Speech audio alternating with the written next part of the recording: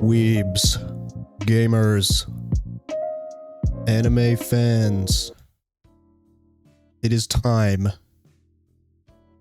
It is time to make our own pretentious anime list.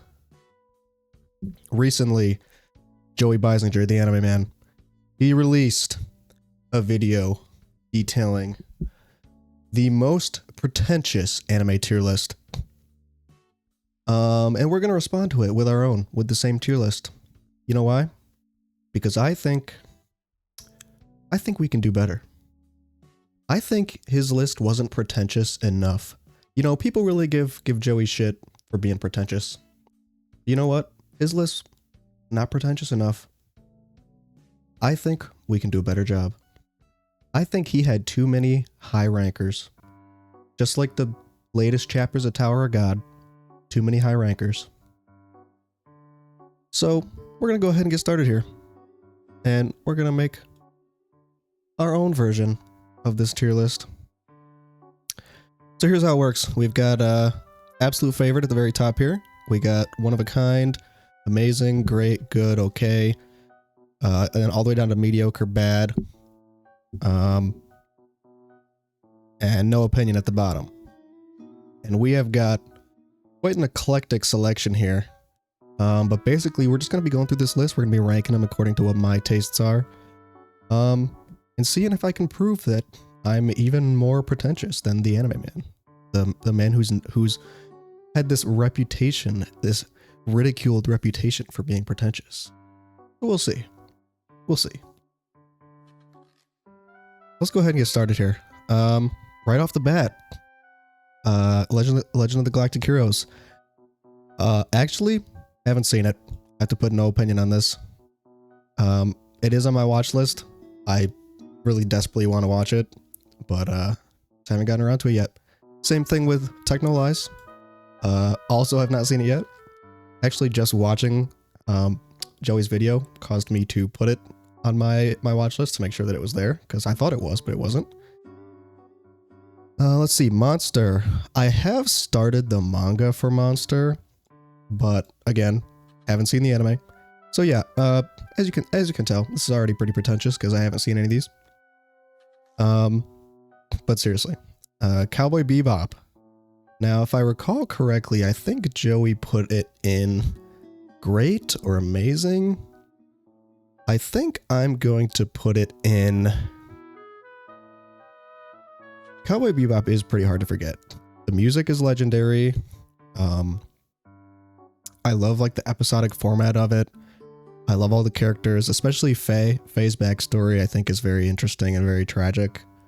But there are some, I want to be honest, there are some sleeper episodes. There are a couple episodes that are kind of sleeper. Like, there's like a couple episodes focused on Jet about his like ex-wife or something.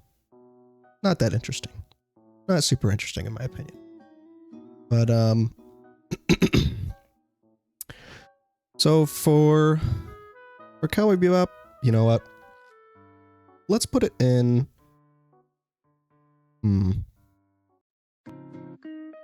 Let's put it in great. Because I really think it's a great show. But it's not like cream of the crop in my opinion. Ending is legendary. The first couple episodes are legendary, like establishing the main characters. It's got a lot of great memes. You know, the bell peppers and beef. And of course, Spike Spiegel himself is an iconic character. But yeah, just not one of my favorites. Definitely up there as like one of the all-time classics, but not one of my favorites really.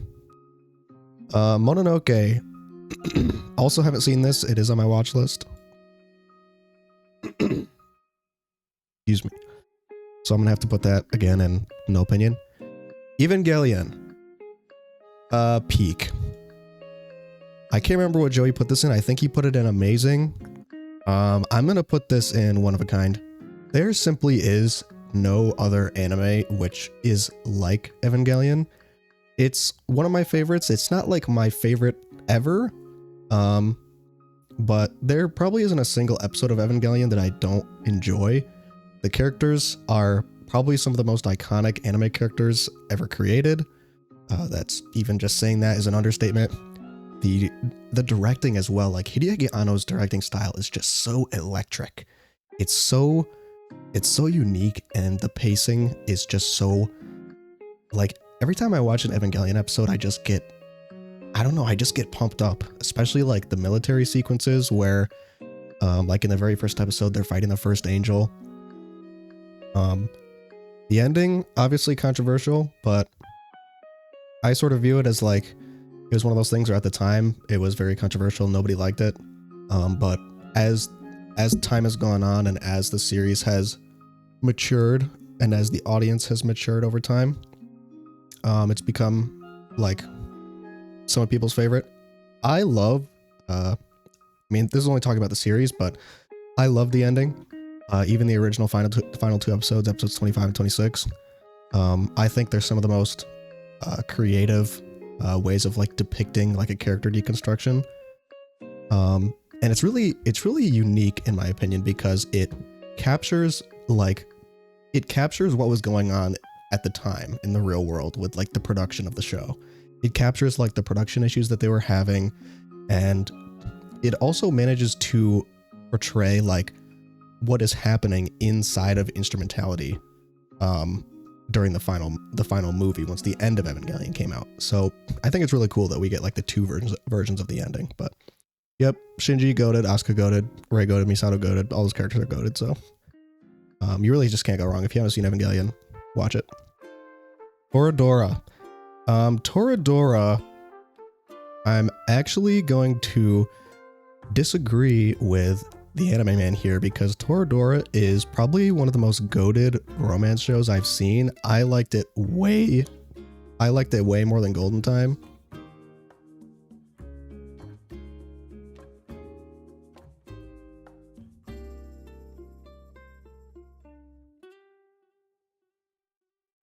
Probably one of the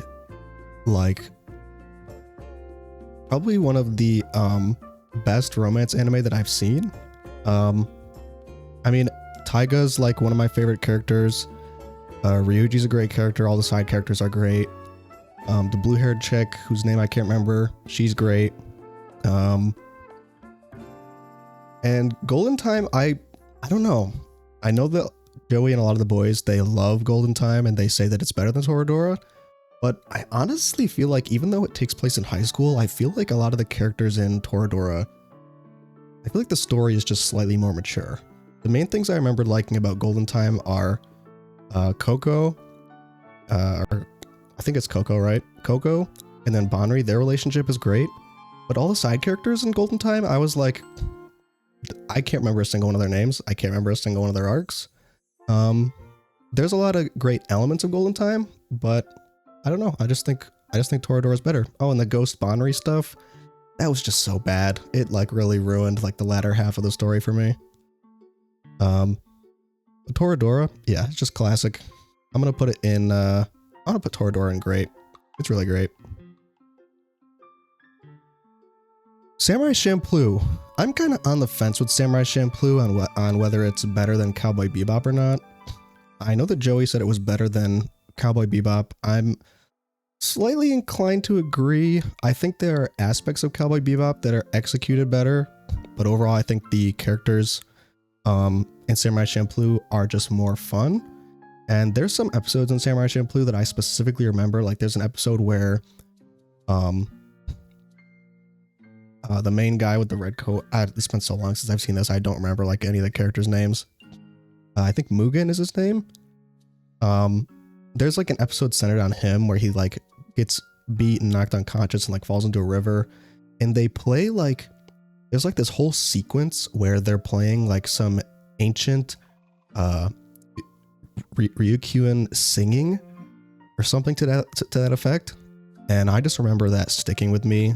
Like I thought it was so artistic, and of course you can't go wrong with the iconic hip hop like soundtrack. It basically started the lo-fi hip hop trend. Like without Samurai Champloo, we wouldn't have those videos of like chill beats, anime girl listens to lo-fi hip hop and studies. Like we wouldn't have those without the show. Amazing though, I don't know. It's not like one of my favorite anime ever. I want to put it in great. I want to put it at like the top of great. Actually, you know what? Toradora, amazing. I'm going back to it. I'm putting that above Samurai Champloo because whenever I go back and revisit Toradora, it just makes me nostalgic. It just makes me like feel those vibes, you know. Hunter x Hunter. I'm gonna say no opinion on this because I haven't finished it yet.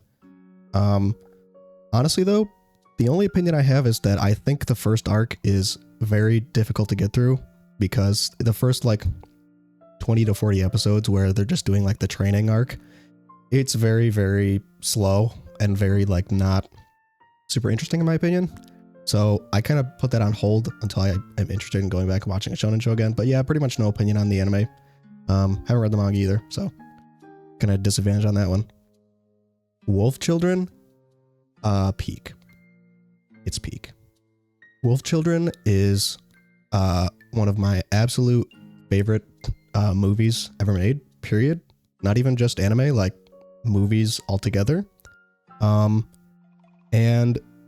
the reason that I feel that way is because this movie, like, it just captures motherhood and it captures like the difficulties of like raising a family and raising these two kids. Like them being wolves is like not even really relevant to the story. It's sort of like this unique, cute little aspect at the beginning, but this is really a story of like motherhood, and like the ending just made me cry. It's such an amazing movie. Probably my favorite movie by Mamoru Hosoda. I know a lot of people love Summer Wars, but I think Wolf Children, it's one of the greats. It's one of the greatest, definitely most underrated anime films in my opinion. What is this? No opinion. JoJo's Bizarre Adventure. JoJo's Bizarre Adventure, even though I think I'm not sure whether this is saying like every season or just like the first two seasons. The first two seasons are really great. I love the introduction of Jonathan. I love the introduction of Joseph. They're both hilarious. Jonathan is just so memeable because he is so prim and proper. Like there are so many great memes that come out of JoJo's Bizarre Adventure. Part 5 and Part 4 are probably my favorite anime adaptations. I'm right in the middle of finishing Part 6. Yeah, JoJo's Bizarre Adventure, you just can't beat it. Like the colors, the memes, the hilarious fights, the iconic fashion, the iconic designs, and the music. The music is so good too. You just can't beat it. I'm putting JoJo's Bizarre Adventure in amazing. Yeah, it's going to amazing.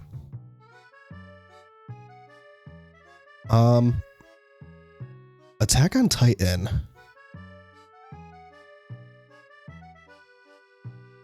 Attack on Titan, honestly, I know that Joey said he hasn't finished it, and I'm hoping that when he does, he will like the ending. A lot of people didn't like the ending, but I absolutely loved it. I thought the ending was amazing. It had a couple moments that were kind of could have been they were a little rushed. They could have been executed a little better. Um, but honestly, I think it's going to age just like the end of Evangelion did. I think in the next 10, 15 years, people are going to look back on this ending and be like, this is one of the greatest endings of all time. One of the greatest things I've ever seen. Season 1, Season 2, Season 3, Season 4, all the way through Attack on Titan was incredible. It's some of the most incredible music ever. It single-handedly got me interested in listening to orchestral speed rock. And the animation and the characters, it's just so badass. And the world building and the politics, it's just so interesting. There are so many elements of AOT which you can have a like multiple hours long discussion surrounding.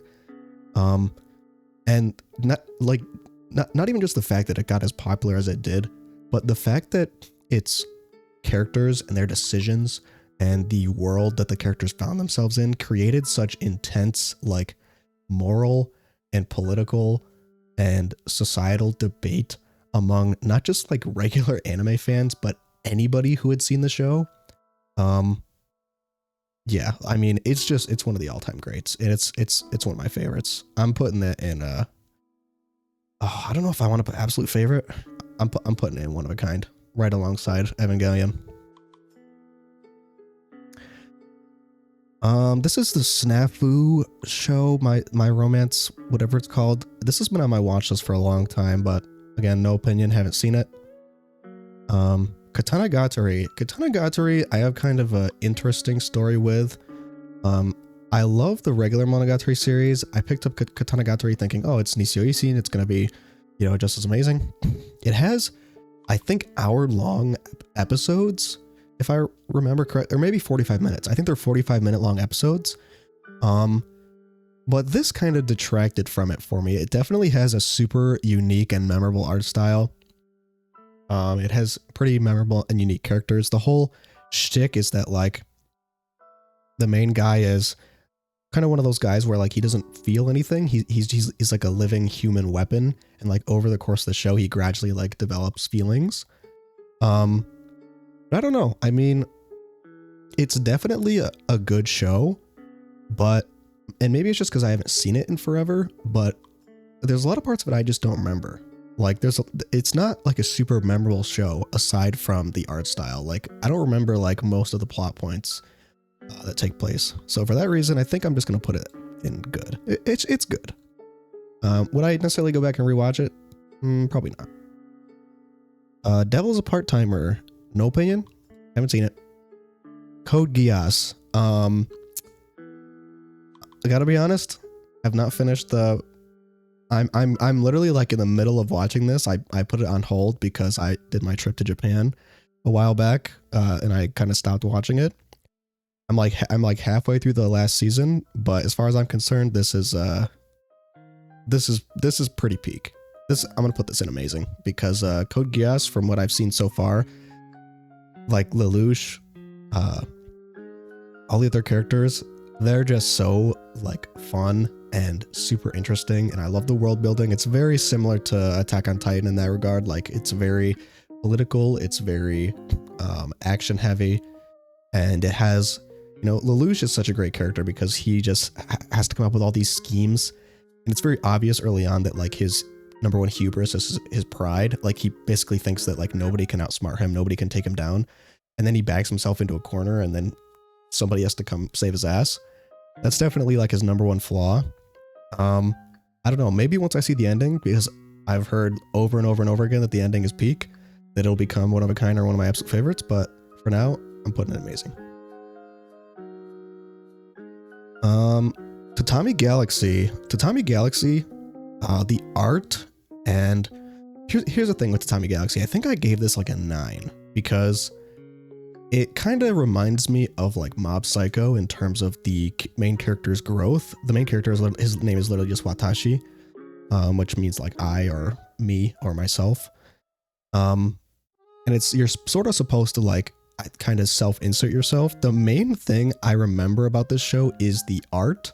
I actually don't remember the plot points super well. It's very, very episodic, but basically the whole gist is like Watashi, every episode, like he reaches the end of like whatever he was doing in that episode, and then he kind of gets like sent back in time and then like relives his college days again. So it constantly like time loops through him going through college, and like choosing different paths that he could have taken until he finally finds one where like he's happy.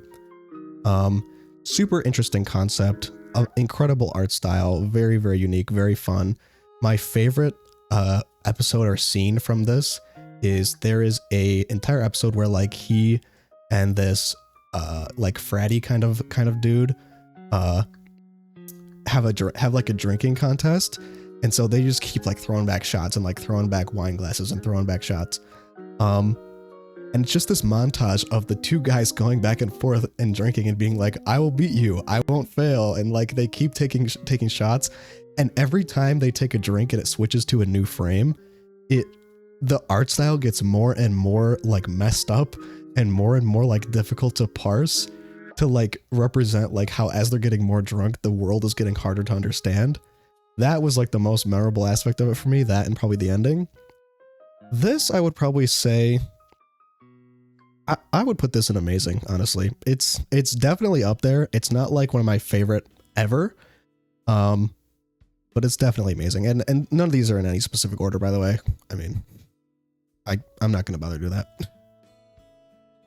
Hyoka, no opinion. Haven't seen it. I'm just so pretentious that I skipped it. Joking, of course. Don't kill me. Hyoka fans, don't kill me. Gurren Lagann, I have kind of a tough relationship with nowadays. Gurren Lagann, it's one of those shows where it's so iconic that basically anytime you hear anyone talking about like getting into anime, it's one of those anime where people are like, you gotta watch it. Like if you're a first time watcher, watch Gurren Lagann. But the main things that stick with me from Lagann are the final half, so the second core, and the way that it basically ends, like the ending. All of those elements of Gurren Lagann are 10 out of 10. Like the ending of the first arc and then the entire second arc, that's all like 10 out of 10. But whenever I go back and rewatch Gurren Lagann, I have a hard time with the beginning. The first like 2 episodes are amazing, and then a lot of it in the middle is kind of fillery. It either feels like filler, or there's just like weird anime tropes that I don't really like anymore. That I don't know. The middle of Gurren Lagann, like the middle of the first arc, is kind of difficult to go back on a rewatch. Like the first half of the show is probably like a 7 or an 8, and then like I said, the latter end is like a 10. But I mean, it is kind of one of a kind in a lot of respects. Shimon is an incredible main character. His character growth is amazing. Kamina, obviously a great character. I think I'm just gonna put this in.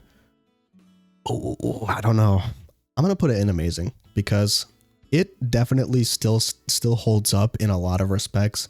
But there are a couple of elements which kind of detract from it for me nowadays. I think its spiritual successor, Kill la Kill, is actually significantly better.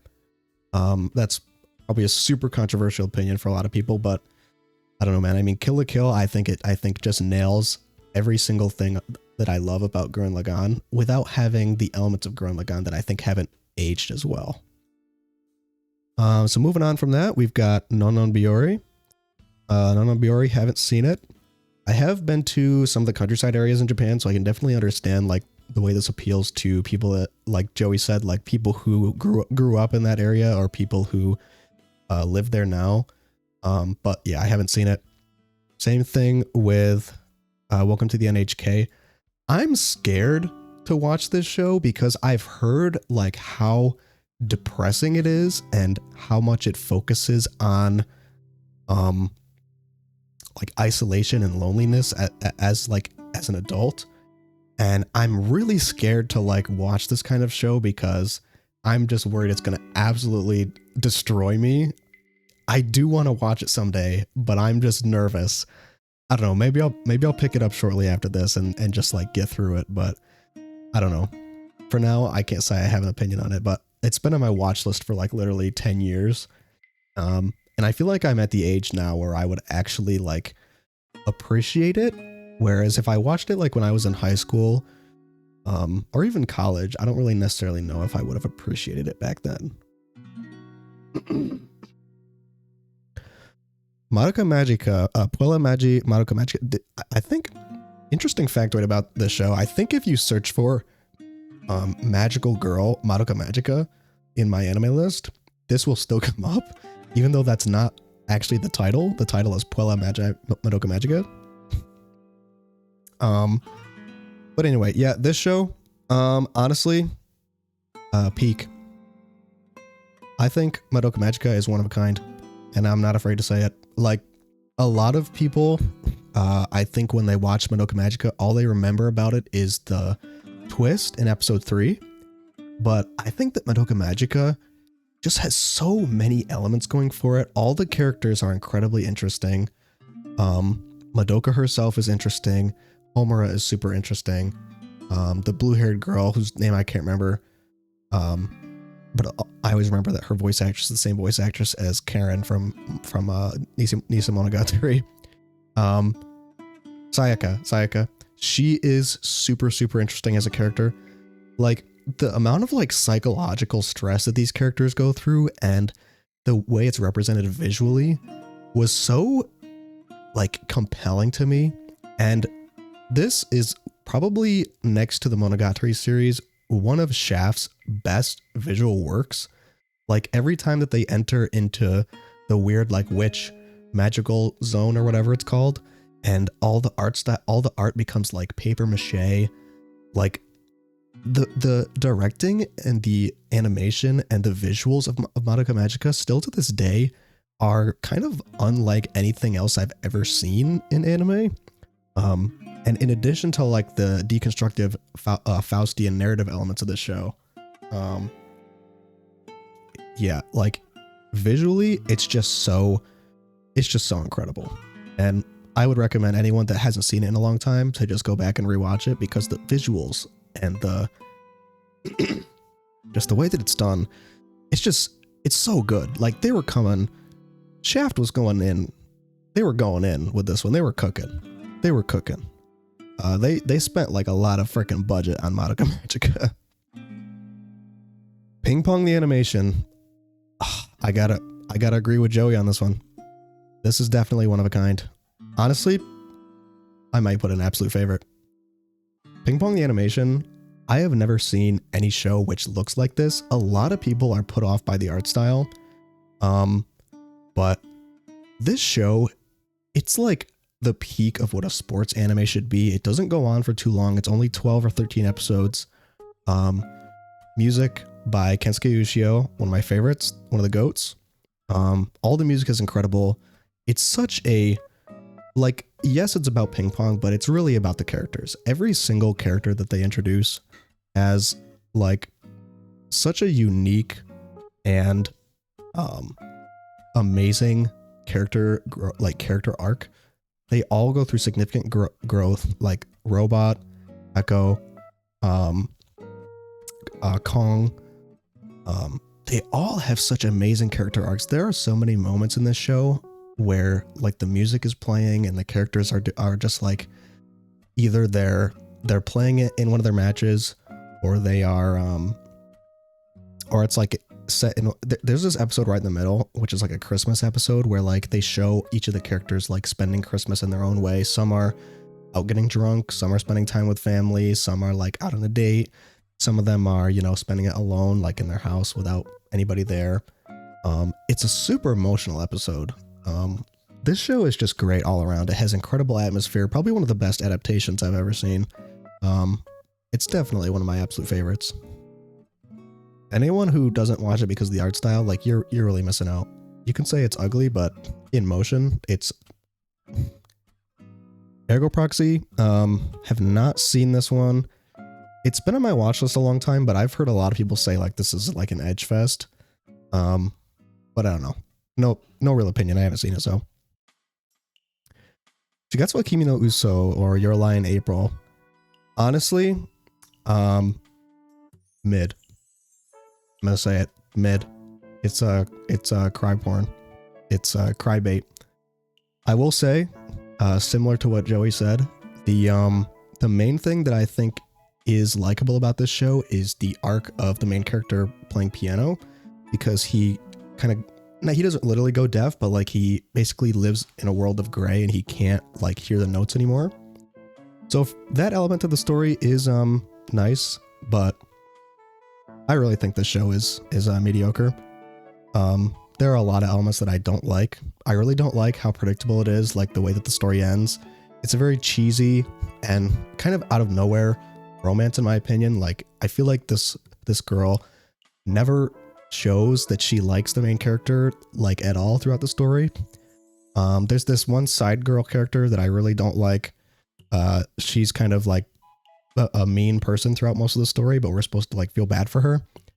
And then I really don't like the way that the story handles the abuse and the trauma narrative, because there's this whole thing where, I don't know, maybe I'm like misremembering it, but there's this whole thing where the main character, like he was being like abused by his mother growing up, and then she passed away, and he's kind of carrying that with him. And there's like this moment where it almost kind of like doesn't justify like the abuse that she did, but there's like this moment where it's like, oh, she was right.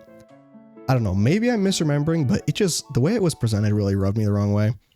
And then the very last thing, which I will nitpick about this show with, is the gag comedy, the physical gags. I really, really don't like, because a lot of it is violent. A lot of it is like, and that might sound stupid, but in the context of the narrative where this main character has suffered from physical abuse his whole life, and then a lot of the gags are like him getting punched in the face and like him bleeding and stuff. It just really rubbed me the wrong way. Like it was like this almost narrative dissonance, like this narrative disconnect between him like getting physically like hit and stuff, and then his past being like that he was like physically abused. It just really rubbed me the wrong way. So yep, that's my opinion. I think it's mediocre, super overrated in my opinion. I didn't even cry at the ending. Fate Stay Night. This is Unlimited Blade Works. Honestly, I think Unlimited Blade Works, the adaptation, is kind of underrated.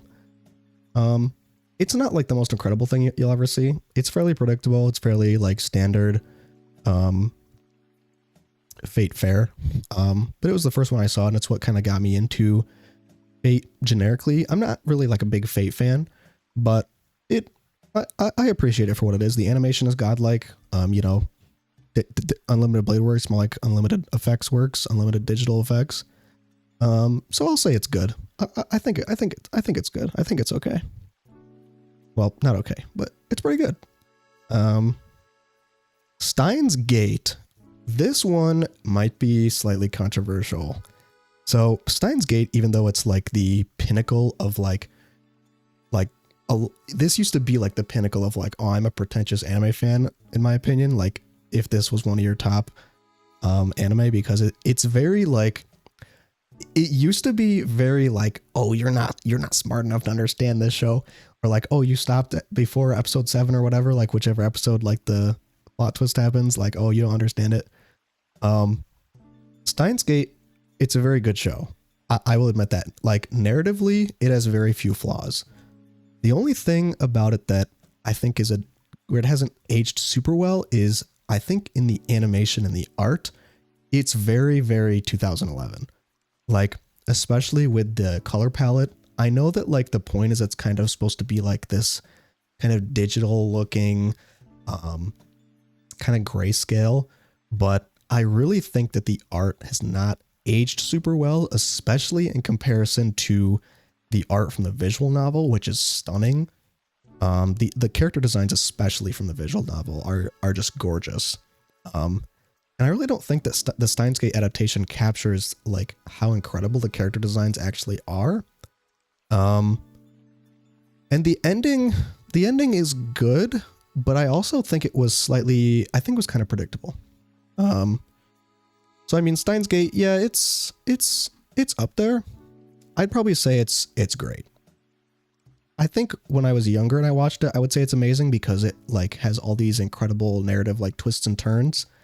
but I don't know. For me, it's just not as exciting like going back on like a rewatch. Um, yeah, I think I put it in great. Fate Zero, similarly to Steins Gate. I think I'd also put Fate Zero in great because it's definitely better than Fate Unlimited Blade Works. It has it's less tropey, written by Gen Urobuchi, the Earl Butcher. Super bloody, super interesting, and I absolutely love the arc of Kotomine in Fate Zero. There's just something so like something I relish in seeing him be so unabashedly evil and basically coming to realize like, oh, this is the kind of person I am. Like, I'm the kind of person that enjoys like cruelty and killing people and doing horrible things to people. And it's super interesting to just see him embrace that personality. I love his arc in Fate Zero. Saber is okay in Fate Zero. She kind of gets pushed to the side a little bit. And then the main guy, Kiritsugu, he has kind of an interesting arc, but I don't know, his personality isn't like super amazing, super memorable in my opinion. Yeah, Fate Zero, it's great. It's a great show, great watch. But I probably wouldn't go back and like rewatch it again. There are some elements of it which have aged a little bit. The art still looks amazing for being made in 2011. These two anime were like peak 2011 anime here. But yeah, I mean, Fate Zero is good. It's not like one of my favorite things ever. It's not like a staple for my taste, I would say. But Gintama, honestly, haven't seen it. Probably never will, because Gintama, I feel, is one of those shows where you kind of had to grow up watching it. Otherwise, you just don't get into it. Or you have to be like the kind of person that loves shonen, like One Piece fans. A lot of One Piece and Gintama fandom kind of overlaps, where like they want to watch these super long shows. But I don't know. I tried to get into Gintama, and it just wasn't for me. So no opinion. Mushishi is peak. Mushishi is, ooh, do I want to put one of a kind or?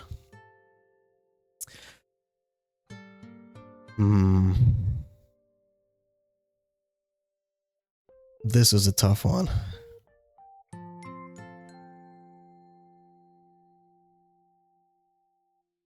Either or.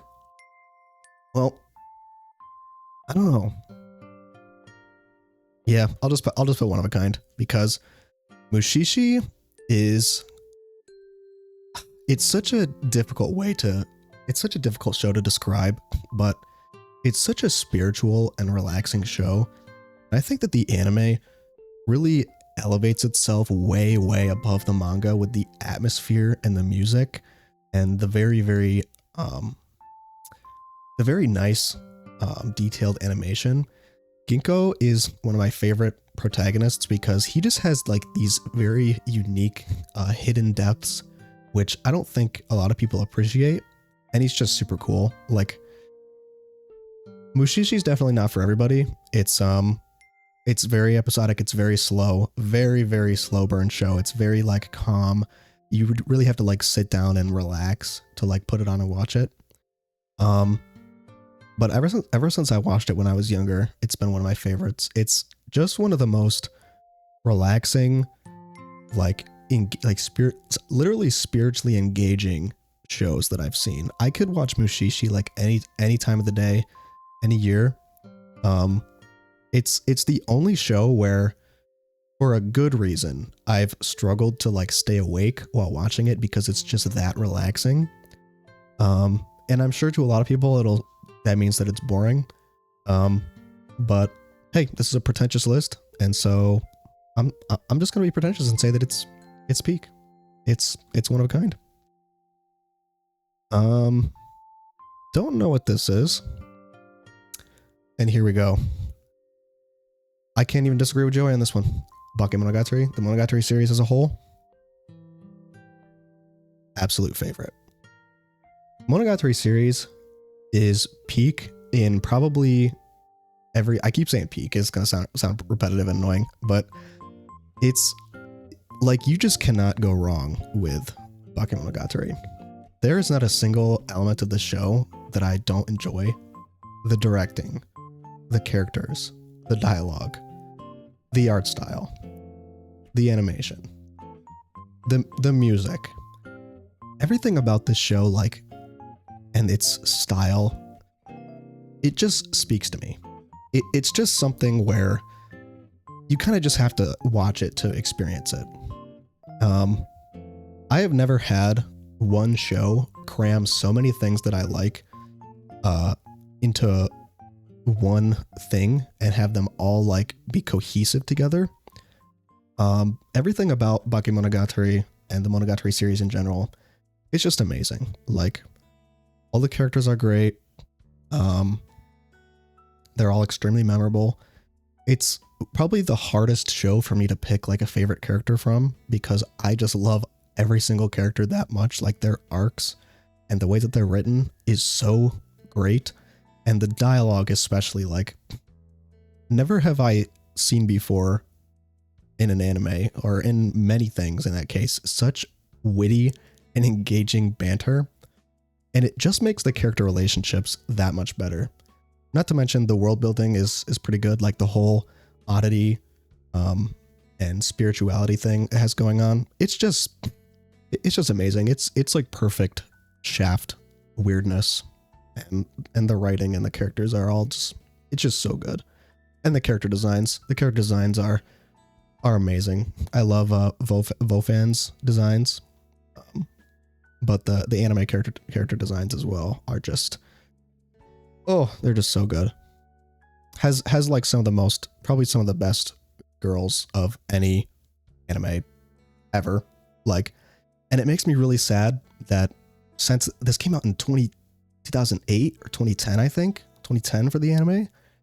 And so it's like old now, and like it's becoming increasingly hard for me to find people talking about this show and to find like relevant art and discussion about the Monogatari series that isn't like super niche anymore, especially since 2020, when anime became like more mainstream. I don't know, it just makes me sad to see like such an amazing, iconic piece of work, a piece of the medium, become like less known and less talked about. But it's definitely up there in terms of like being pretentious. Like, it's one of those shows where like a lot of the fan base is very much like, oh, you don't like it, you just don't understand it, you're not smart enough to understand the dialogue. It's definitely got a stigma like that, but I just love it. I love how artsy and fun it is. One of the very few anime to make me cry like multiple times. Like, the directing and the character writing is just, and the animation and everything about it, it's just that good. What is this? I don't even know what this is. No opinion. Wow. I have a lot of anime that I still have to catch up on. Same thing with Nichijou. Nichijou, I watched like the first episode and I couldn't get super into it at the time. I'll definitely go back and watch it at some point, but still haven't seen it yet. Princess Mononoke, it kind of pisses me off that I think this is the only Ghibli film that's on this list. It's sort of like a random inclusion, but I think it's because Princess Mononoke is known for being like the snob, pretentious answer for like favorite Ghibli film. And you know what? I kind of agree. Because Princess Mononoke, incredible film, incredible Ghibli movie. It's not my favorite. I think there are other Ghibli films that are better. And that's just it's always tough when it comes to Ghibli, because it's sort of like having your favorite Pixar film. Like, every single person has like what their favorite Ghibli movie is, and it's almost like any answer is an acceptable answer. Mine is probably Only Yesterday, which is a super like kind of pretentious niche pick out of the Ghibli catalog. Only Yesterday is one that I don't think a lot of people in the West have seen. But I mean, Princess Mononoke, it's pretty up there. I'd probably give it I'd probably give it a great. Definitely a great Ghibli film, but not my favorite. The main thing that I love about it is I love the fluidity in like the combat and the art, and I love Ashitaka, the main character. He has a really good arc. He's a great example of like positive masculinity in anime and in media in general, which I really like. And Mononoke as well, like a lot of Ghibli films, it has a lot of positive female character representation as well, which Hayao Miyazaki is known for at this point. One Punch Man, honestly, One Punch Man is just it's just good. If we're talking about just the first season, it's good. I mean, has some of the best action animation from the time. And it still holds up to this day. The first season is still super funny, still super memorable, but it's not like some art house masterpiece, you know. It's not like the greatest thing I'll ever see or that I'll ever remember. The main thing that I don't love about One Punch Man is a lot of the character writing I think is pretty underwhelming. And not speaking for the webcomic. The webcomic I think is actually the best version of One Punch Man. It's really, really cool to see how one's art evolves as the comic goes on. And I think the narrative changes, and I've read the manga for this too, but I think the narrative changes in the manga just aren't as interesting or compelling as they are in the webcomic, especially regarding like Garo and some of the later characters. I really just didn't like what they did with the characters in the manga, and they add a bunch of extra characters in the manga too, just to make it feel more shonen-y and more battle oriented. And the art in both the anime and the manga are amazing, but I don't know. I think the webcomic is the best version.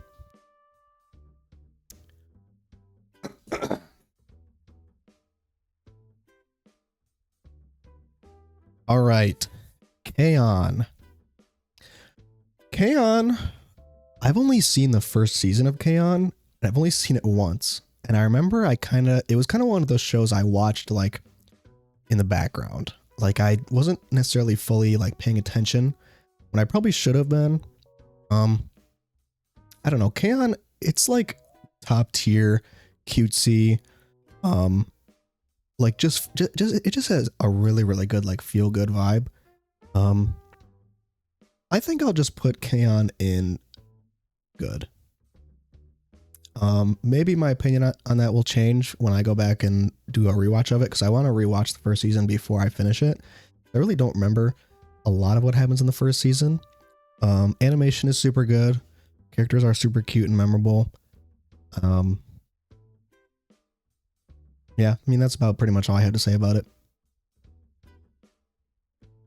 Fooly Cooly. Fooly Cooly I mean, what can you say about Fooly Cooly that hasn't been said before? The dub is amazing. The sub is amazing. All the characters are iconic.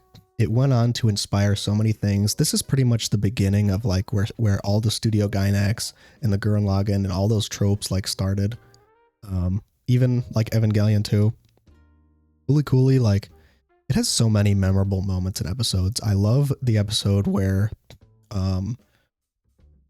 the purple haired girl, I love her arc.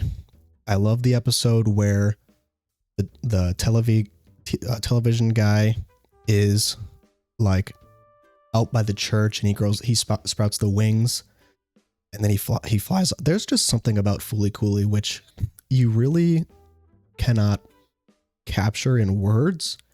It's just one of those timeless, one of a kind classics that you really just can't replicate. And it pisses me off that they tried to make like those two spiritual sequels to it, or those two sequels, because like just to capitalize on the name of it, those were just soulless in my opinion, because the whole point of Fooly Cooly was that the entire creation of it was the artist's vision. Like there's just so many unique things about Fooly Cooly. Like the reason that like there's like guitars in Fooly Cooly is because the creator thought guitars were cool. Like that's the whole point. The whole point is that it's just this few artists' vision come to life in just and the animation still holds up today, despite how old it is. Like, it's still just one of the most interesting and incredible pieces of the anime medium that I've seen. I go back and forth on it being like in my top 10, but it's absolutely one of a kind. Aria, again, haven't seen it. Konosuba, it's interesting to me that Konosuba is on this list, because Konosuba I don't think is like a pretentious show to like at all. It's very, very, very popular now. It's probably one of the most popular isekai now. I mean, maybe back when it first came out, it was kind of like a hidden gem, but because it got so much attention and so much promotion, like from AniTubers specifically, I think that bolstered its popularity like massively, and it's arguably probably like as popular as something like ReZero now. I mean, Megumin and Aqua are two of like the most popular main characters like ever from anime. Konosuba is one of my favorite shows. It's not like a directing artsy whatever art house like masterpiece or anything like that. Has really good fan service, has really good character designs, has really good comedy. Yeah, I mean, when I first watched it, it's great. Konosuba's great. It has really, really, really funny jokes, and just funny character moments in general. There's very few anime that have made me laugh as much as Konosuba have. So yeah, I'm perfectly fine putting that in great. Shinwa Rakugo something Rakugo Shinju. Genroku Rakugo Shinju. This is, I think, a pretty pretentious pick. It's one of those shows where, like, if you're a super, like, artsy-fartsy person, like, you'll definitely like it. Honestly, though, I just thought it was okay. I mean, there's a lot of stuff about it which I can understand why people love it, but I just thought it was very, I don't know, I thought it was boring. And I know that that's, like, the opposite of, like, what a pretentious answer would be, but that's just how I felt. Like, I only got through the first season. I'd probably give it like a 7, but a lot of it just wasn't memorable to me. Like, I don't remember any of the characters' names. I don't remember like their arcs. The only thing I remember is like the Rakugo scenes, and then there were these two guys who were best friends, and then like his best friend like gets with the woman that this guy loves or something to that effect. But I don't know, it really just didn't stick with me. I really didn't understand like what all the hype was about it. I remember watching years and years ago I think Super Eye Patch Wolf made a video about it, and that's what made me give it the initial watch. But I don't know, I thought it was okay. I thought it was very not memorable. Maybe my opinion would change if I went back and watched it now. But I don't know. That's probably going to be like my hottest take of this list. It's just saying that it's okay. Give it the JJK treatment. My Hero Academia is... So let me preface by saying the first 2 seasons, I would probably put in good, actually. Good or okay. The first season is pretty standard shonen stuff. It has some nice emotional beats. The second season, the tournament arc and those fights, great stuff. Super memorable tournament arc, super memorable fight scenes, especially the one between Todoroki and Deku. And a lot of people have touched on this before, but even though the fight scenes are very simple, the reason that the fight scenes in season 2 are memorable is because they carry these intense, emotional character moments with them, like the fight with Ochako and Bakugo as well. Those 2 seasons are great. After that, though, mediocre. It just became, and I don't know if it was because of like scheduling reasons or what the cause was, or if the mangaka just kind of started to run out of ideas. But after season 2, I really think it starts to go downhill, because I think it just leapt it kind of left before it looked and was way too eager to dive into the fighting the villains before it actually like spent more time fleshing out the characters being like in school. And I know that a lot of people didn't like the parts where they were in school or where they were training and stuff like that. And I agree. A lot of like the later season training arcs are very filler. I don't know. I feel like the world just didn't have enough behind it. I feel like the mangaka, whose name I'm forgetting, he had this idea, and like out the gate, the idea of them all being like superheroes was good, but the villains are just so boring and uninteresting in my opinion. And like, no matter how they get fleshed out, it just doesn't do it for me. Like, I think that season 3 onward, it just gets like super mid. Like a lot of the side characters become just like very one note. They become forgettable. And the manga suffers from the same issues. I remember, I think I read up to like 250 chapters of manga like years ago. And I don't know, it becomes like your standard shonen fare. It's just not as interesting anymore. Deku starts to get all these new powers, which I really didn't like, because it just kind of makes him feel overpowered, and it wasn't like a necessary addition in my opinion. And like I said, all the side characters, they just become like bland. My Hero Academia, it's tough. It sucks because it's one of those shows where it has so many great memorable moments, like the season 2 tournament arc, like the United States of Smash moment, but it's similar to like Jujutsu Kaisen with its reliance on Gojo and like him being like a super powerful badass character. I feel like once All Might isn't like in the picture anymore, the show just kind of isn't as interesting anymore, because it kind of just blows all of its good moments, and then afterwards it's just like, okay, it's now the Deku Bakugo Todoroki show, and all the other characters get forgotten, and it's just about them fighting villains and blowing up cities and stuff. And it's just not as interesting past that point. ReZero is bad. Actually, this might be my most controversial take, because the ReZero fandom is absolutely rabid. I think liking this show is the least pretentious thing, because in my opinion, it's an extremely generic isekai show. The only thing it has going for it is character designs, like these waifus that people love, like Rem and Amelia, some of the side characters too. I remember watching ReZero, and I hated it. I hate Subaru. I do not like him as a main character. I don't care that the point is that he's supposed to be annoying in the beginning, and then he grows out of it. I just do not think he is a relatable or an interesting main character.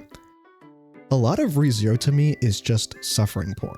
Like, the default that I always see fans go back on is like, oh, he suffered so much.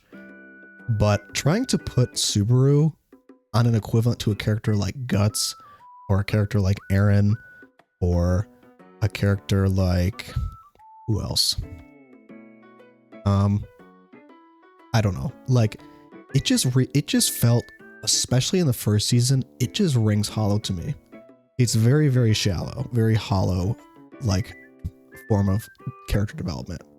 Like, he goes through this time loop stuff, and it's supposed to be like, oh, he's growing as a character, but for the most of the first season, he doesn't grow as a main character. Like, he suffers a lot, and I do not like the voice acting for Subaru either. Like, his voice acting it's like the pinnacle of voice over acting, in my opinion, where he's just like, and it's like he sounds like he's gargling nails like every time something bad is happening to him. It's like, just stop. It's just so annoying to me. And I don't know. Like, the isekai world is just not memorable at all, in my opinion. Super generic isekai fantasy world, similar to every other isekai fantasy world that I've seen. A lot of people simp over Rem, but it's just because she simps for Subaru, and Subaru is a self-insert. And same thing with Amelia. Amelia really strikes me in the beginning as a character where she's very, very like wish fulfillment heavy, where it's like Subaru like convincing her to like fall in love with him, which I really, really don't like, because she really is not into him in the first season. She's really not like, she just sees him as like some guy, and he like simps over her so hard and tries to like force her to like him. I hated it. I just hated it, every single element of it. It's not so bad where I'd put it in the dog shit tier, because I don't know, it didn't like offend me. You know, it's not something where I'm like, this is like a blight on humanity or like a blight on the industry. I just don't think it's good. I think it's super, super overrated. I mean, I understand why people like it. It's designed to be popular. I just don't like it. I just think it's very middle of the road isekai stuff. I just don't find it compelling. And that's my pretentious take. Anohana, this is another show which has been on my watch list for like probably 10 years at this point. I've probably had this on my watch list since like 2014 when I first heard about it. But I still haven't seen it, so no opinion. The only thing that I always remember about this title whenever I see it is that it's makes people emotional and that it is Porter Robinson's favorite anime. Those are the two main things that I remember about it. I will watch it someday. I don't know. This is one of those shows where it's been on my watch list for so long that I feel like now my taste has evolved to the point where if I watched it today, I wouldn't like it. Even though I'm sure if I watched it back when I was like 15, I would have loved it. But someday I'll get to it.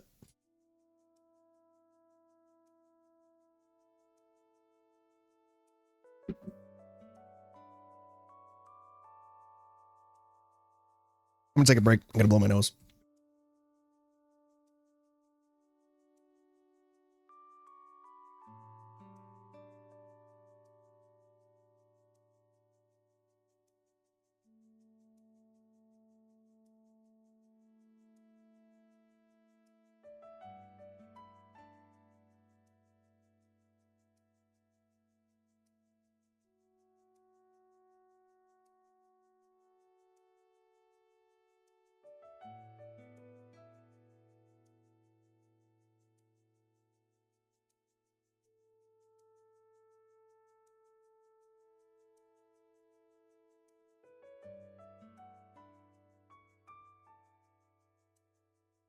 Okay, we are back. All right, so Mob Psycho 100. Mob Psycho 100 is an incredible show.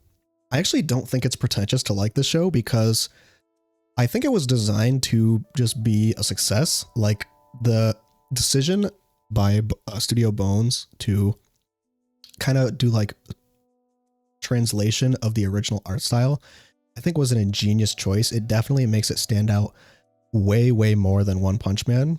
Like I loved how the art in the show looks. Season 1, probably, I don't know if I'd say it's one of my favorite anime, but it's pretty up there. The character growth that Mob goes through in season 1 is amazing. The art is amazing. The animation is amazing. Season 2, the only thing I didn't love about season 2 is I feel like, and I haven't seen season 3 yet, so just like Joey, I haven't seen season 3 yet, but the thing I didn't love about season 2 is that I feel like with Mob, it kind of treads the same ground a little bit in terms of like character development and character growth, because in season 2, Mob kind of feels like he's already developed. Like in season 1, it's about him like changing and becoming a better person and learning to work on himself and build muscles and like challenge himself and do stuff that he's not comfortable doing. All that stuff is great. But season 2, even though the animation is slightly better, I just didn't think was as memorable like narratively as season 1. But I would say it is probably great. Yeah, I'd say it's great. Like, Mob Psycho, it's definitely a show that I could go back and rewatch easily. Flip Flappers. Flip Flappers is a very probably unknown anime for a lot of people.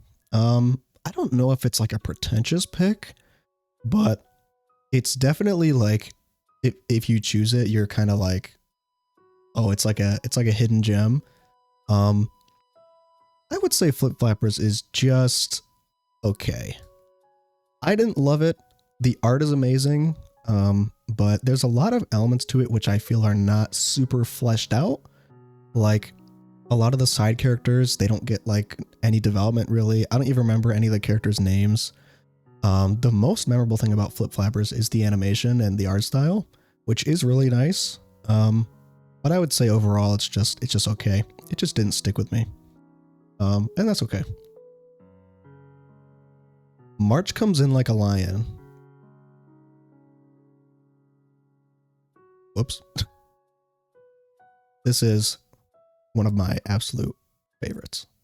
There are very, very, very few shows like March Comes In Like a Lion. It is a slow burn, and it is slightly pretentious because it's one of those shows where, similar to Mushishi, a lot of people are going to say, oh, it's too slow, it's boring, I don't like it. If you haven't seen March Comes In Like a Lion, you're sleeping on it. Like, this is perhaps one of the most slept on shows ever. It is right next to the Monogatari series, in my opinion, and they're both Shaft shows, so go figure.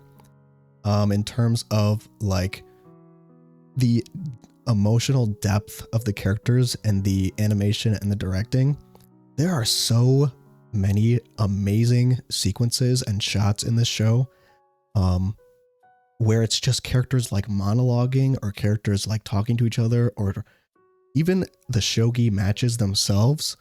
Like, there's just so many good things I can say about the show, and I do have a video up about it that I made about 2 years ago. I'd like to make more videos about it in the future, but I don't know, I probably have to go back and like do a rewatch. Just like the Monogatari series, this is one of the few shows that has made me cry like multiple times, multiple different episodes, because it's just that strong and it's just that impactful. The main character Rei and the side characters, like Hina, Akari, this guy's name who I can never remember his name. And then Nikaido as well. They all have such amazing development, and Chika Umino, her writing style is, she's just so good at writing drama that doesn't feel ham-fisted. Like, it's very natural drama in this show. It's very like personal, deep drama. Like, every single shogi match, you can tell how emotionally and mentally and physically too it affects each character. And outside of the shogi matches, this show is just about life. Like, it's one of those shows where I watched it when I was going through like a similar circumstance as what the main character Rei goes through in the show, where he feels kind of stuck and almost like he is not like worth people's time.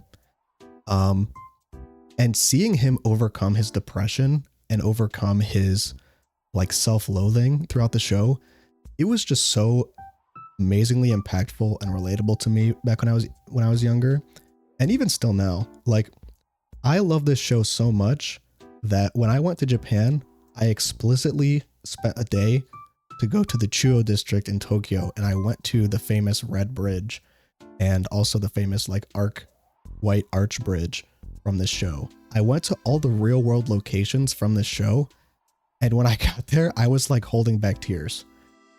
And funny story, actually, when I went to the Red Bridge from this show in real life, I met this Japanese man there who looked to be probably about early 30s, and in his hand, he was holding a copy of the Three Gods and a Lion manga.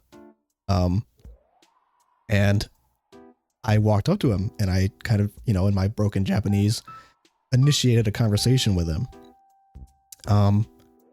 And that is like a moment I'll never forget, is just having this amazing conversation with this complete stranger in a country that I had never been to before. And just randomly, we both had happened to come to this exact same spot for the exact same reason, because we were both inspired by the same show. It was just so memorable. I remember like walking up to him and being like, Sangatsu no Lion? And like, we just had this amazing, like very short, like broken English, broken Japanese conversation about it. Completely unrelated, but that's just something I thought I'd share. Anyway, super amazing show. Go watch it if you haven't. You'll sleep on it if you haven't seen it. And the bully arc. Everybody talks about the bully arc, but season 1 and season 2, both incredible. And season 2, oh, the tears, man. And the animation, the art is so good. It's just so good.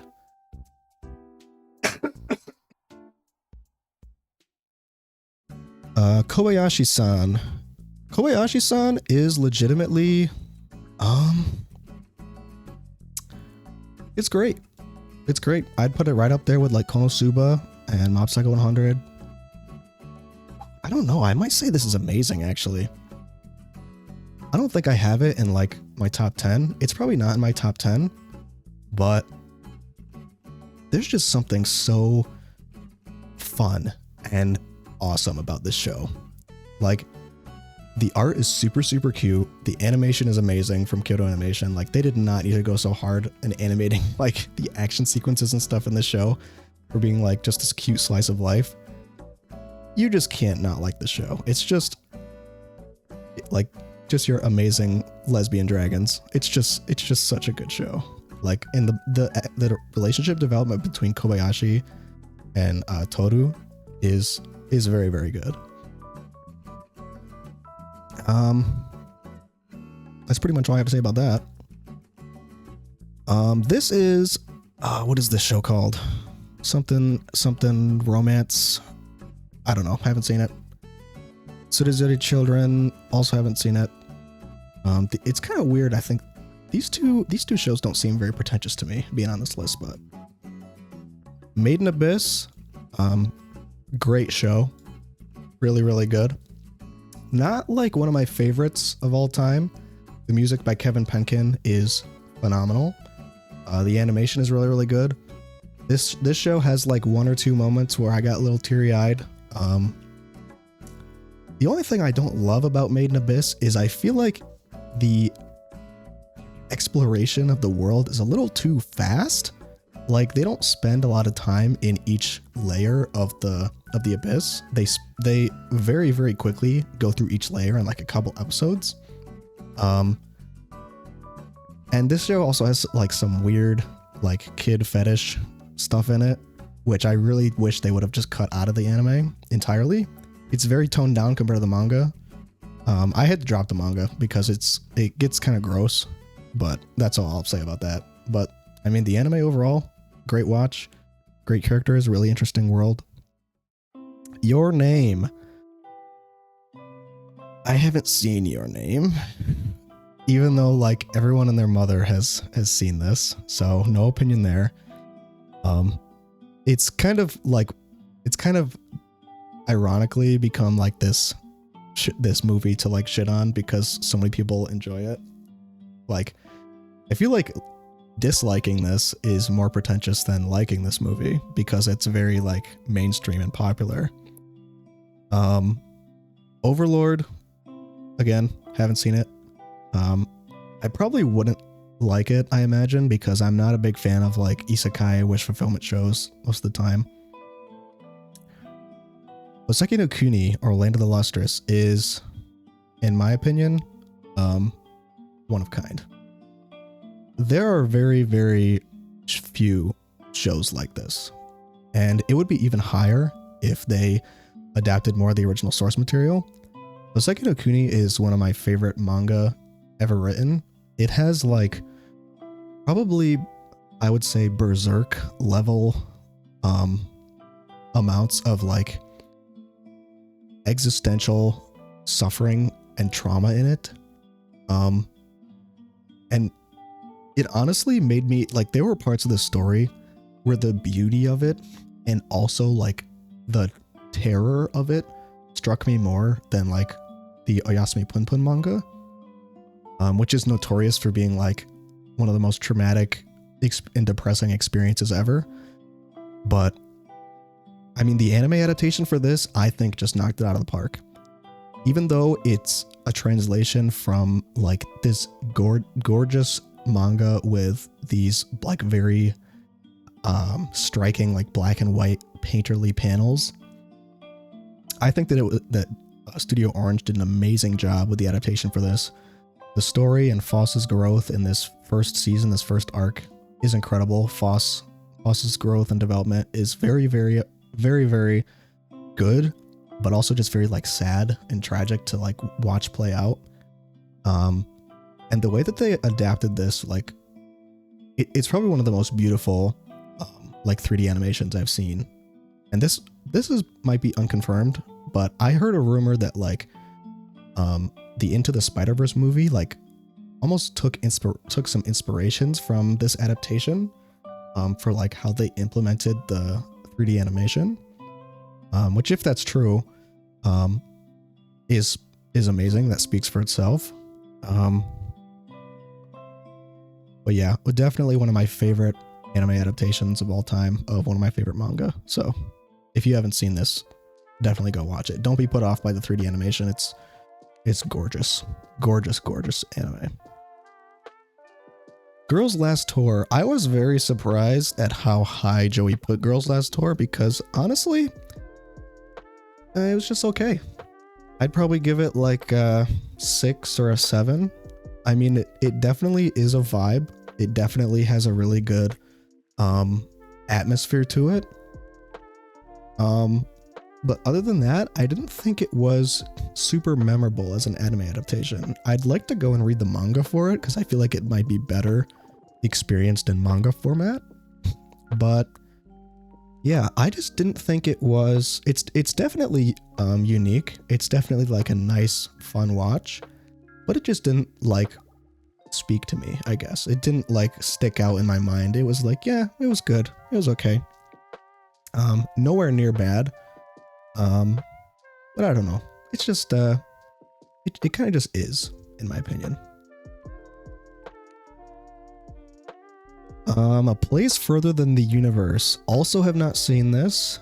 It has been on my watch list for a long time, ever since Giguk made his video about it, like however many years ago.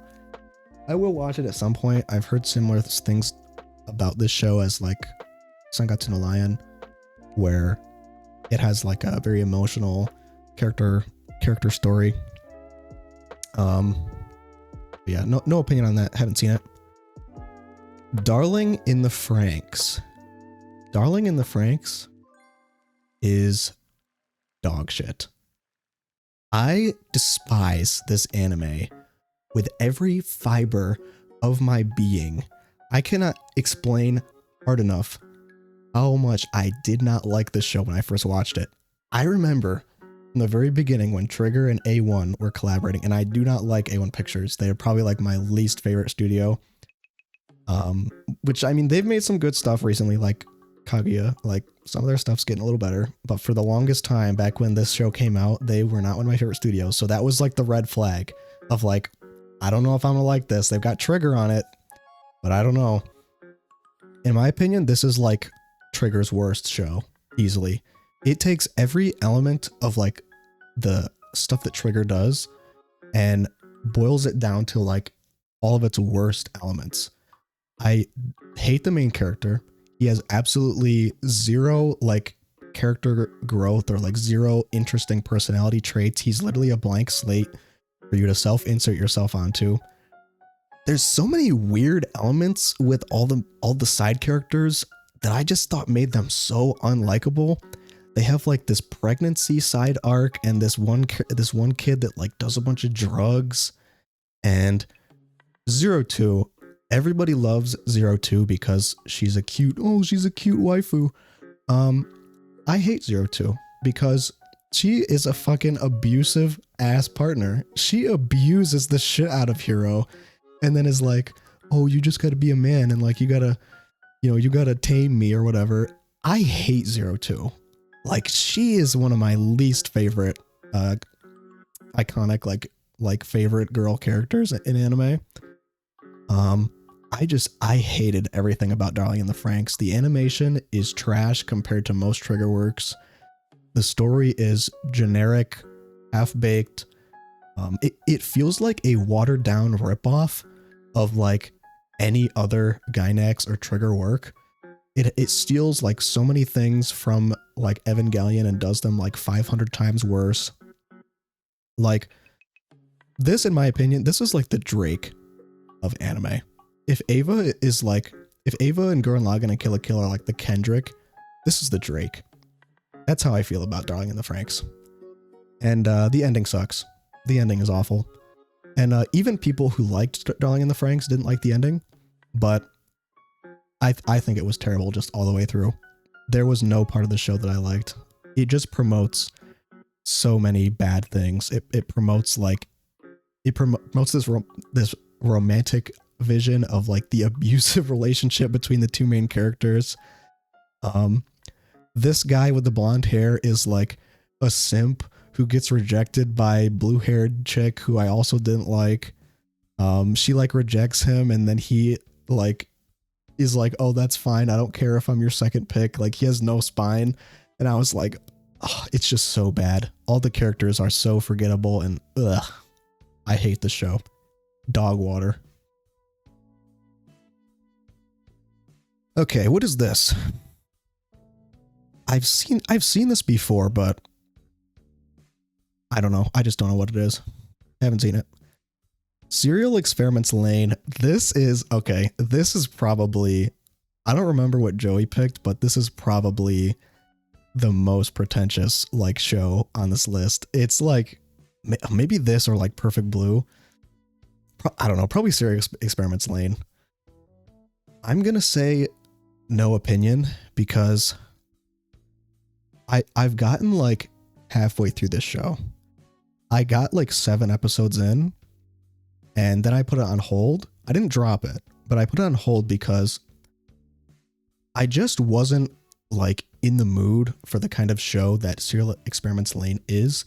It's a very, very slow burn, very like existential, weird show. And I just wasn't in that kind of like headspace at the time when I was watching it. So I put it on hold, and I plan to go back and rewatch it someday because I could tell I just wasn't absorbing like what the show was about. And I didn't want to like finish it, not remember half of what happens, and then like misrate it. So for now, I'm just going to say no opinion. From what I saw, I'm guessing it'll be either good or great. But this is definitely one of those shows where like if you're kind of an old head in the anime space, it's definitely one of your favorites. Like back in the 90s and the early 2000s, this was like a show that was all the rage in like niche anime groups, niche anime fandom. And I mean, it did pretty much predict the future. It predicted like people living like terminally online and that kind of thing. I Want to Eat Your Pancreas. Also haven't seen this, so no opinion. Again, kind of weird this would be on this list. I don't really feel like this is a pretentious pick. This seemed like a pretty popular movie.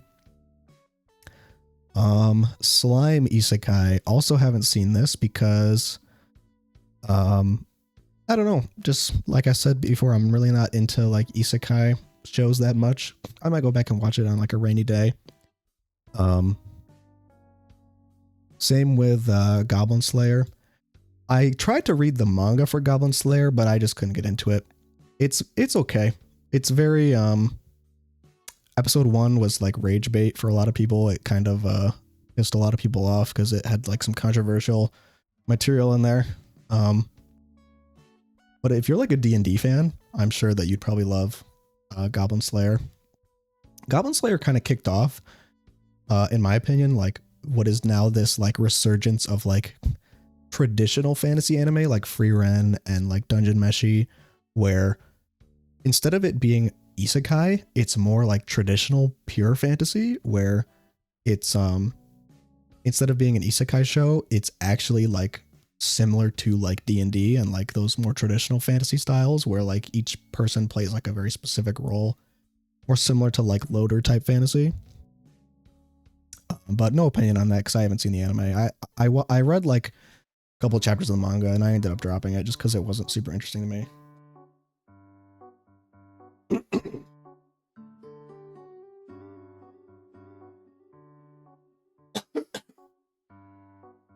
Okay.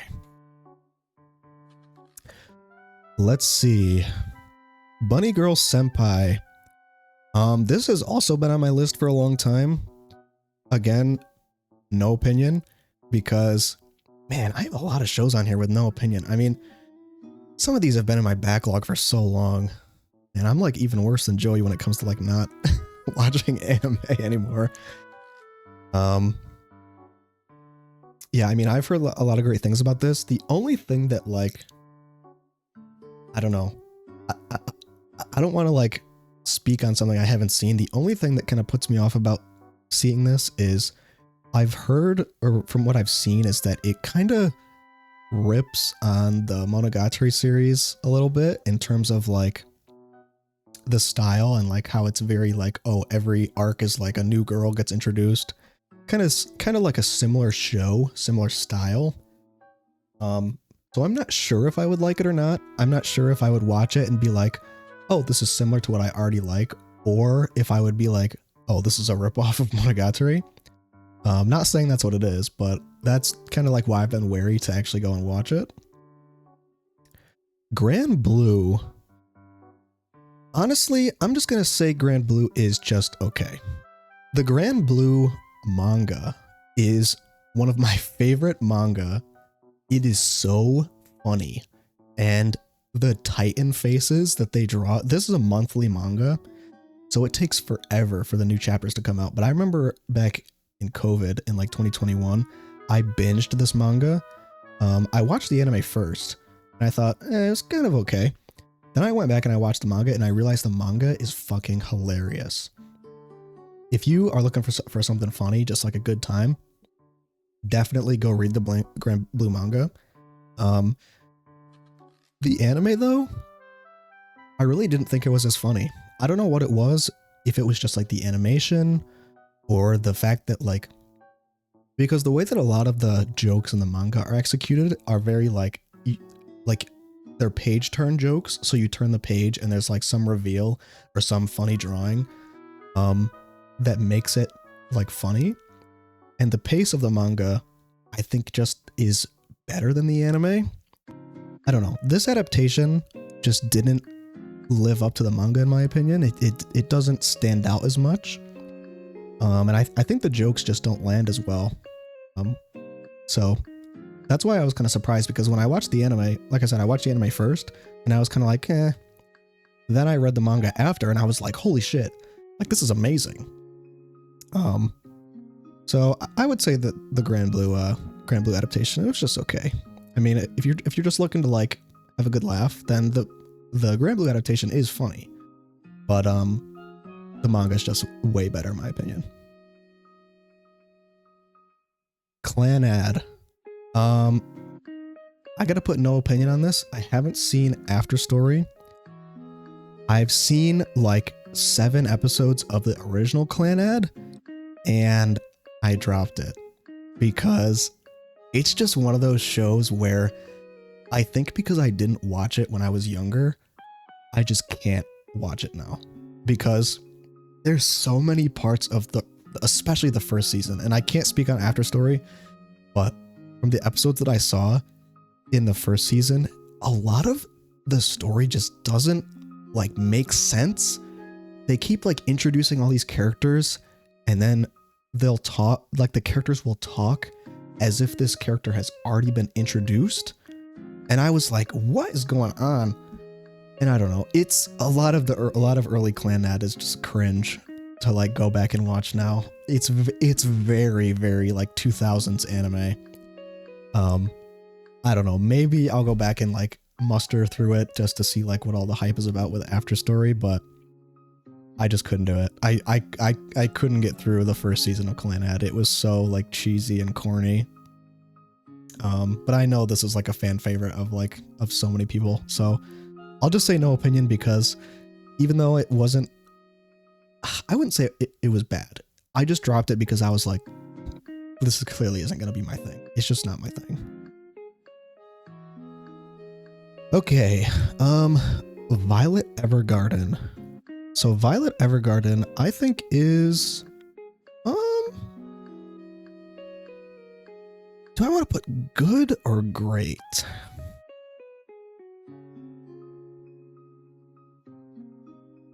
I'm just gonna say good. Honestly, I think Violet Evergarden is slightly overrated. There are some episodes which are kind of cry bait, in my opinion. Like, they're designed to make you cry, not because you're like relating to what's going on in the story or the characters, but just because like they're directed in such a way where like, oh, the music swells and the characters all get emotional, and like it's very cry bait in my opinion. And there's some episodes of this show that are weird and not super memorable in my opinion. Definitely a good show. The animation is top notch. Some of the stuff with the animation is kind of weird. Like, there's this very like depth of field thing that they do in this show, which I don't love, which kind of makes the show hard to look at sometimes, because it's almost like it's out of focus in certain areas. I don't know. I mean, it's a good show overall.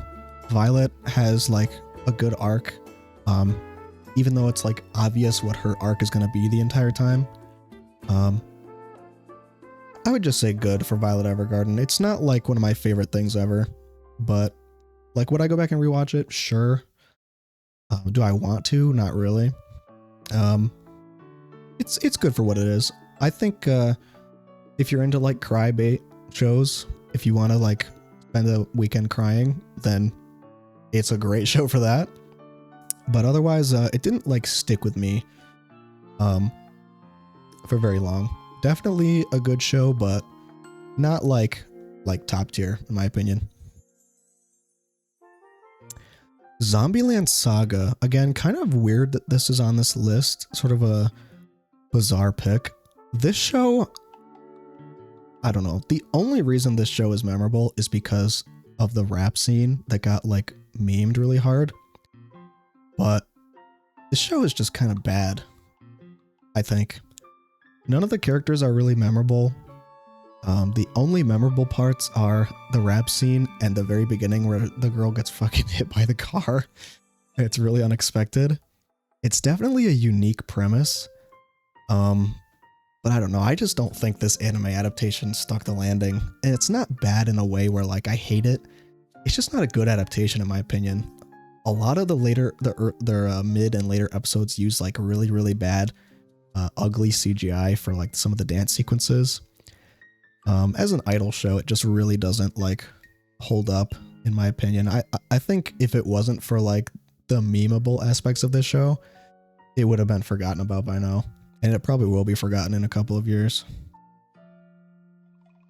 A Silent Voice, again, no opinion, even though this in your name is like, people are gonna crucify me because these are like the two of the highest, most watched anime films ever. Like, even people who don't watch anime have seen these movies.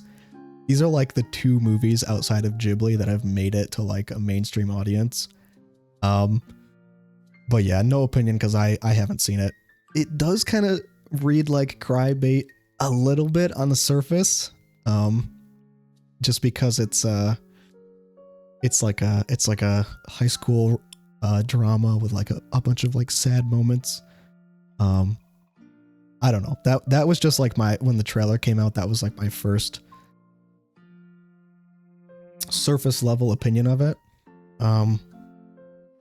But I will watch it. I will watch it eventually when I'm in the mood. The biggest thing with me for anime movies is that I really have to be like, I kind of have to have a preset reason to watch a movie of an anime. I don't watch a lot of anime movies, just because a lot of anime movies, in my opinion, aren't always up to snuff with like regular live action films, like stuff that comes from the West. Because it's usually a lot more like cheesy. But I don't know. We'll see. And part of the reason I've held off on watching this is just because I don't love a lot of like high school drama stuff anymore now that I'm an adult, but I'll watch it someday. I'm sure it's a great film. Full Metal Alchemist Brotherhood. This is again one of those things where I feel like the pretentious answer is to say it's not as good as people say it is. And that's exactly where I'm gonna go, baby. So it's definitely, it's great. It is a great show. That I cannot deny. But there are definitely some aspects to it I don't love that I think are a little overrated. Like, I think the plot is very predictable. It's one of those shows where it's just like a lot of people love it because it's the complete package. It has good characters, good fight scenes, good world building, good character development, cool character designs, cool power system. It's very similar to like Avatar, The Last Airbender. Except I don't think this show has nearly as good character writing as something like Avatar does. The character writing is good, but it's nothing that like blows me away. There's a lot of side characters in this that I think are very throwaway that get a lot of focus for some reason. And there's just a couple of things about Full Metal Alchemist Brotherhood that hold it back from being like a masterpiece in my opinion. One of them is the gags. The gags are really outdated. They're really not funny. It has a lot of like 2000s anime gag humor in it, which I really don't like. It's really cheesy and stupid, where it's like, oh, all the characters like turn chibi, and then Winry hits Edward in the head with a wrench, and then he says he gets mad because somebody calls him short. Like, the amount of short jokes, it's just not funny. I really wish they would have trimmed down on the gags a little bit because they feel so outdated. A lot of the humor, it feels like a relic of like the era that Full Metal Alchemist came out in. So I don't love the humor. And then the only other thing I don't love is the ending. I feel like the ending, even though it has a lot of cool moments, some of it feels very rushed. Like there's this whole sequence where Edward and a bunch of other characters are fighting those weird like clone doll dummy things, which was a weird part of the story in general, in my opinion. It was like, it almost feels like at that point the mangaka kind of ran out of ideas for like where the homunculi's plan was going. I feel like the homunculi were interesting all the way up until it just kind of became like a humans versus the homunculi story at the very end, which made the conflict a little less interesting to me.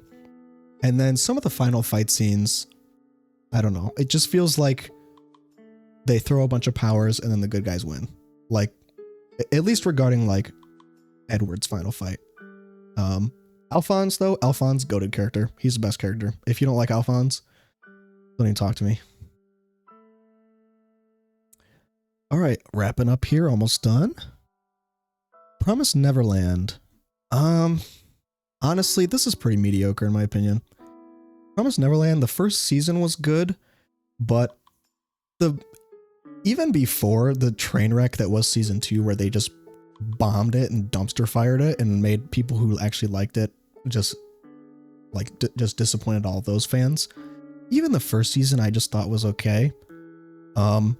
This show really, I think, kind of, it blows the twist way too early. I'm pretty sure it reveals the twist in like the first or second episode.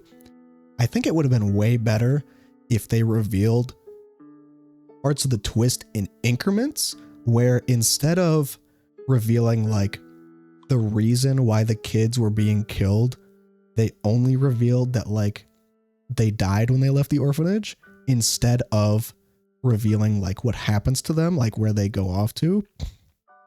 But yeah, I mean, after the twist, it was kind of like, I don't know. I just wasn't super sold on it. The mind games element of it wasn't like executed extremely well, in my opinion. And the least believable part of it to me is like that these like 9, 10, 11-year-old kids are this smart. Like, that's like the goofiest part of the show to me, is like they want you to take the narrative like super, super seriously. And then you have like these 11-year-olds that are like, oh, actually, I've been planning this for the past 5 years, like ever since I was 3 years old. And I calculated all this in my head for like big brain moment. Like I 5-headed this.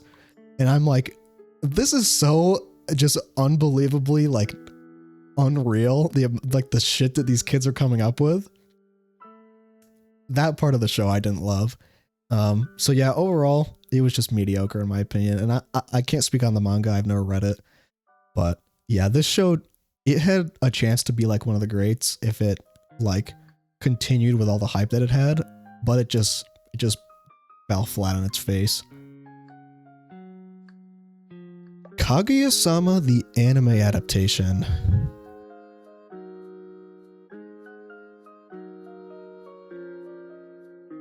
Let's see. Now, I will unabashedly say, Kaguya-sama manga, I love the manga. The manga is super, super funny. The gags are great in the manga. Even funnier than the anime, in my opinion, and even more dramatic. The only thing I'll say about the manga is that, especially like in the later arcs, like after the halfway point of the manga, there are some parts that really drag. There are some arcs which are way too boring and way too melodramatic. Like there are some arcs where there's like no comedy at all. And some of the characters, like the side characters, become like really, really unlikable. But as for the anime, I mean, the anime adaptation is great. I think that seasons 2 and 3 are probably the best parts of the anime. Season 1 was good, but it wasn't like the greatest thing ever. I think I gave it like a 7 out of 10. So I'll just say it was good. Kaguya-sama, I got super invested in the manga. The anime adaptation is a bit lighter on like some of the drama and some of the character building and stuff. But seasons 2 and 3 were really good. Season 1 was pretty good. So yeah, I think it's fine to put that in good. I honestly don't think this is a pretentious show to like at all. It's probably like the most popular romance anime right now. And I really think it set the standard for like just what a good lighthearted romance looks like going forward for like anime's future, like for appealing to new fans. Because a lot of romance anime are super corny and they have like way too much fan service and way too much like goofy anime shit for like modern viewers in the West to want to watch them. And Kaguya does a really good job being like a very balanced adaptation and just a very balanced like series in general. Like it doesn't have a bunch of like stupid otaku shit in it. What is this? I haven't seen that. I haven't seen these either. I don't know. Maybe I'm not pretentious. Maybe I haven't seen half these freaking pretentious ass shows like Monster, Ergo Proxy, like Serial Experiments Lane, all like the edgelord shit. I haven't seen like half this crap. I do want to watch all of them though, so I don't know. This will probably be more pretentious like after I've seen all these. But I don't know. Some of these takes are a little pretentious. Is this better than Fully? Oh. I might move Ping Pong down one just because I'm reserving like absolute favorites for like the top of the top. This is about on the same level as like Fooly Cooly and Mushishi in my opinion. Yeah, I'll say that.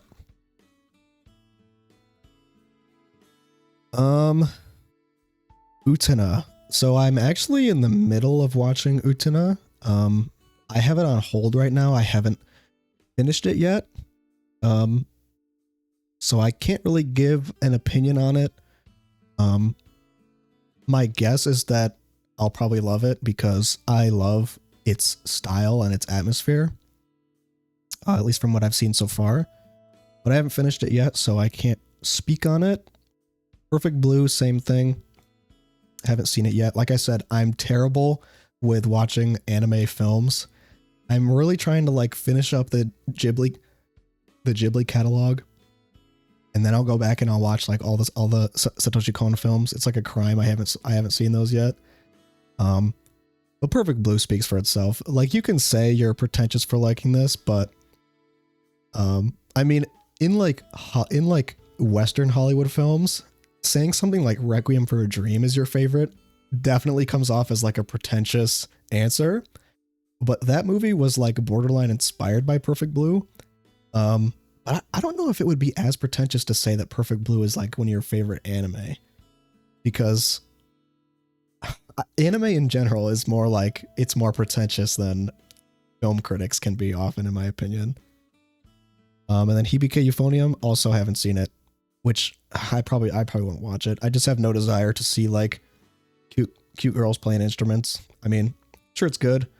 It just doesn't like strike me as interesting. It's not like K-On! Where like the reason I kind of picked it up was because of like the art style. But yeah, so no opinion on that. But there we go. That's my list, I guess. So I guess we'll see. At the top here, we've got my favorites, one of a kind, Cooly Cooly, all these. Amazing shows. Yeah, I think we had some pretty good picks here. We'll see how my list stacks up to the Anime Man or anybody else that goes ahead and does this.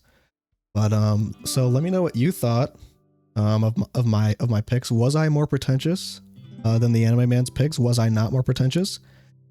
Did you hate me for any of these takes? Did you hate me for the fact that I haven't seen half these supposedly pretentious shows yet? But I will. Someday I will. In 20 years, probably. In 20 years, maybe I'll have finished all them after I've caught up on all the manga that are also in my backlog, and all the movies and all the video games. But yeah, so that is, I guess that's it. That's my list. We got some peak, got some amazing good shows, some great ones. And I mean, yeah, in general, this list, these were all great selections aside from, a few. And that's it. So let me know what you thought. Go ahead, leave a comment, smash the like button, get that algorithm going, and I will catch you guys in the next one.